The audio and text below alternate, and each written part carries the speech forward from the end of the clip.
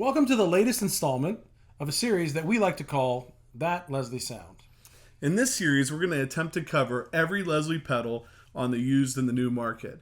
If you want to know more about what pedals are in the series, click on the card above to watch the series opener. And if you want to know what That Leslie Sound is, click on the card that will take you to a YouTube playlist that you'll hear many famous songs that use That Leslie Sound.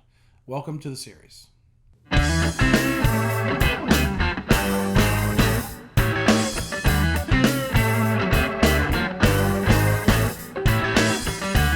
Today's episode of PJ and the Beard, we're going to have another installment of our series, That Leslie Sound. And the Beard is going to tell you what pedal we're playing today. So today we're looking at the RotoSPIN by DLS Effects. And it sounds a little something like...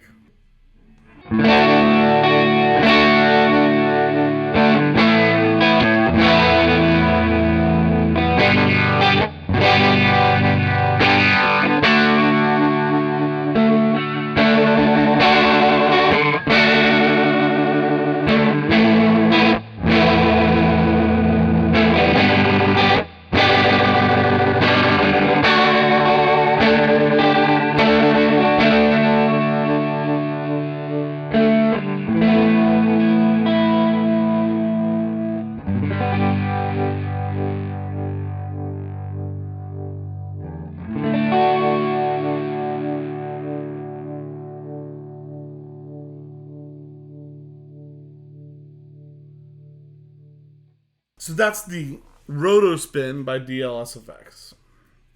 And this is a really, really nice Leslie simulator.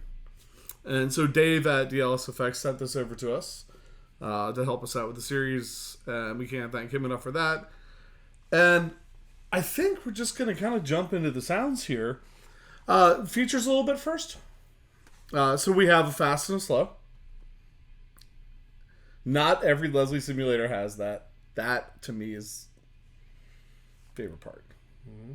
So as you're playing, that ability to kick it up and kick it back down. All right, so let's talk real quick. We generally throw the directions away, but Dave did a great job. I think he printed it on Declaration of Independence backside with that parchment-looking paper.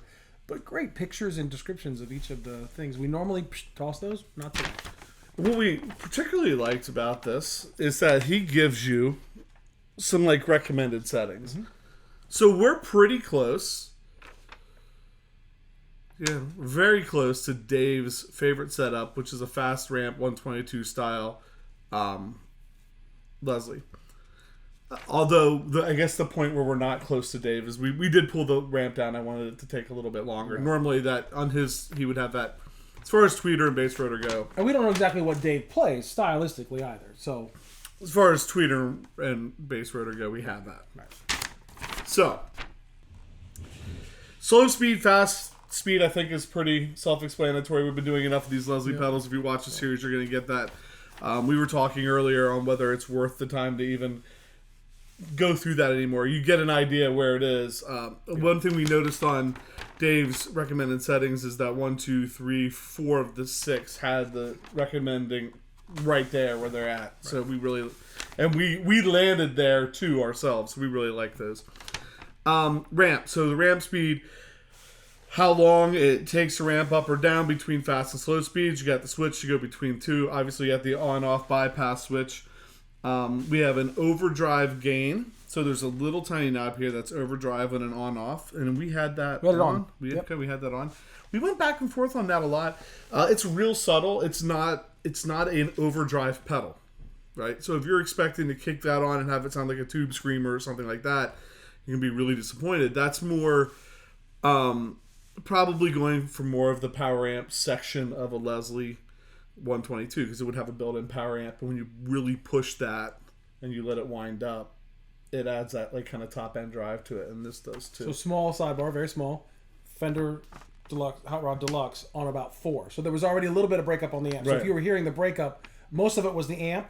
With that, kind of gave it a little top end sizzle as it was fading out. Maybe like the sound of an organ when it ramps up and it kind of, I like to call it sizzles. But anyway. Yeah, exactly. And so here are the two knobs that I think take a little bit of explaining. So we have the tweeter intensity knob, and that controls the swirl, intensity, Doppler effect, and mic distance.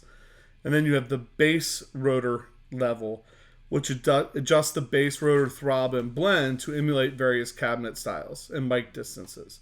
So instead of having like a separate mic distance knob or something, it's all kind of in that knob. And we played with that knob a lot and kind of landed here on the... We really liked that setting, kind of somewhere... So 12 o'clock is in between the two. Right. And... well, we're gonna get. You're gonna get into the features of each of those knobs, or we're gonna stop. Well, we're gonna play. Yeah, but I just want to make a comment about this one as I scream into the mic. Good.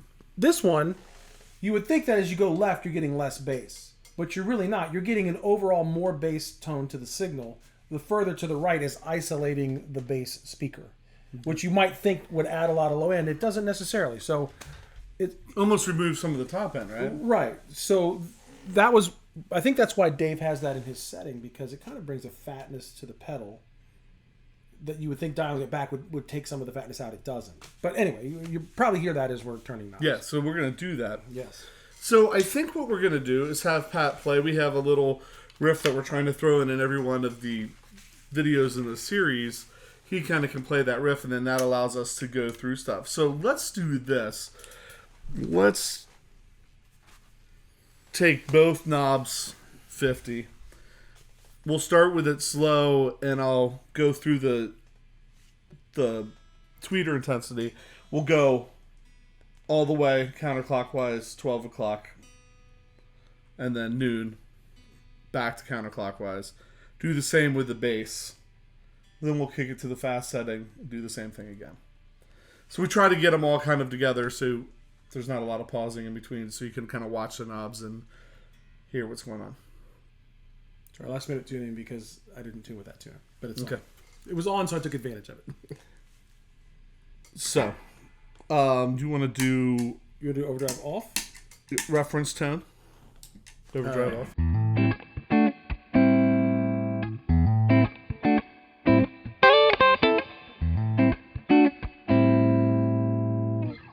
Alright, so we'll start on slow.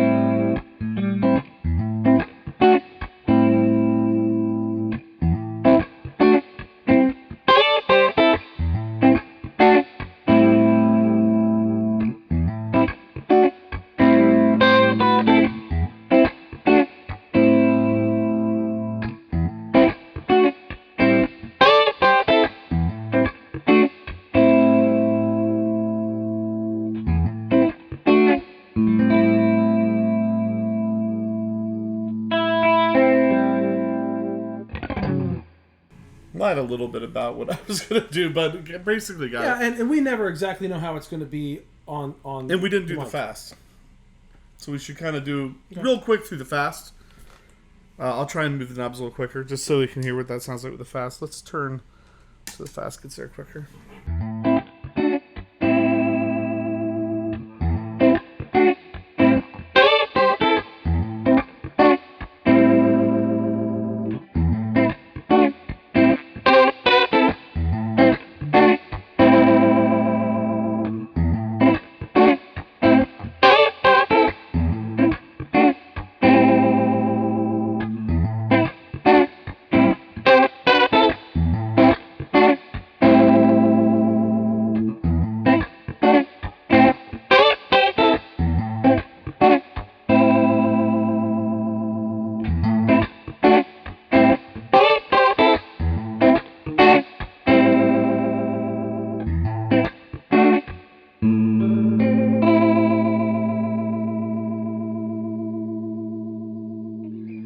Try to get it back at the end to where... Yeah. I feel like on the fast speed, I could hear more of the bass, the change when you change the bass knob. than I did on the slower one. But we do kind of gravitate back towards that. I really like those the tweeter and the bass said about that. Yeah. So the other thing then would be kind of this gain knob, which we have the gain literally all the way up. Right. So if we just hit maybe a big chord and let it ring for a couple seconds, and then I'll turn the gain on and hit that same chord and let it ring for a couple seconds. Because I think where you really hear it is when the chord starts to die out, you start to hear that on the upper end. Okay.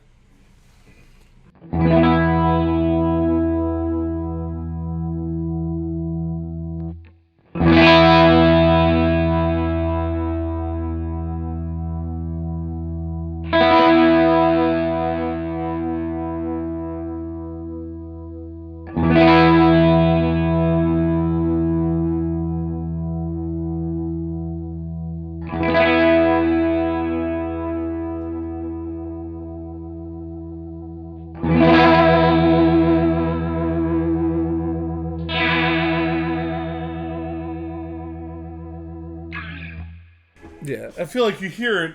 Just on the very tail end, yeah. It's subtle. And a lot of times people refer to like the gain on a Leslie pedal as being like that, or gain on a Leslie as being that kind of grinding sound. It's there on the top end. It's really subtle. Again, we'd be curious to hear it on the actual recording because oftentimes we are about 8 feet from our amps and the mic is about 8 millimeters. So it might pick up a little different characteristic when you're listening back to it. Right. It's a great pedal.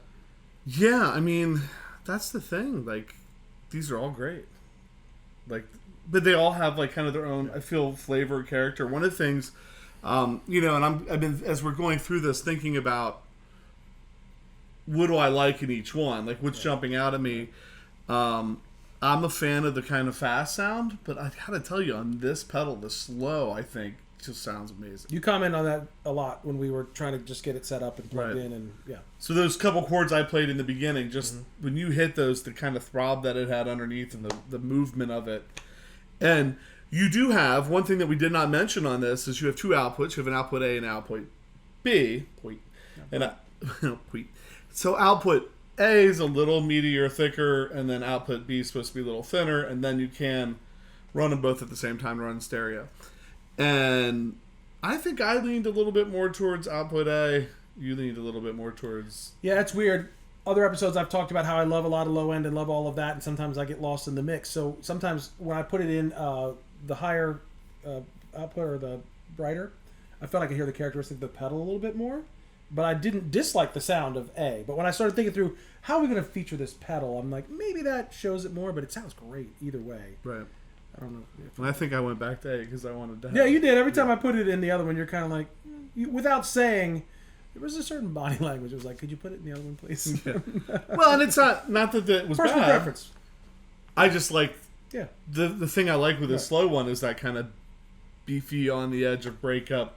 With the amp pushed a little bit on the edge of breakup, I thought it sounded I don't want to really overuse the word, but I tend to use it. It's a robust pedal, right? So between the tweeter intensity and the bass rotor level and the output A and B, I think you can find any tonal quality that fits with humbuckers, single coils, amps on the edge, amps not on the edge. I think there's a lot of flexibility in this pedal to give you what you want. Right. Small footprint. Yeah. More or less. Yeah. Right? I mean, for Leslie pedals, because we have some that are huge, so small footprint has great sounds. I don't see how you could go wrong. Right. And so when we play out, I might even try throwing a little bit of overdrive. Oh, I don't think you're going to try. I think you're going You're going to do it. Well, and that overdrive will probably be after, and this is like a whole thing, you know, modulation. A lot of people say put after the overdrive. Univibes I've always kind of run before the overdrive. We're not really sure, but the way it's set up right now, the overdrive would be after, so we might kick that on and see how it sounds. Yep. And that doesn't even get into put it in the effects loop and stuff like that. So, before we get into anything like that, like Pat's like, oh no, warning, rabbit hole. I went down one rabbit hole. I took the rabbit hole for this show. You couldn't do it. Warning. I'll give you the rabbit hole next time. So, with that, a lot more to come in that Leslie series, or that Leslie Sound series. As many times as I've written that, I think I should be able to say it. You came up with it, so you should be able to. So, a lot more to come. Please subscribe to catch those episodes, and stop over to Instagram and Facebook and check us out there. We've been blown away by subscriber counts, so we appreciate everybody that's joining us for the journey. And with that, I think I'm PJ on behalf of the Beard, reminding you no matter what you hear, you never have too much gear.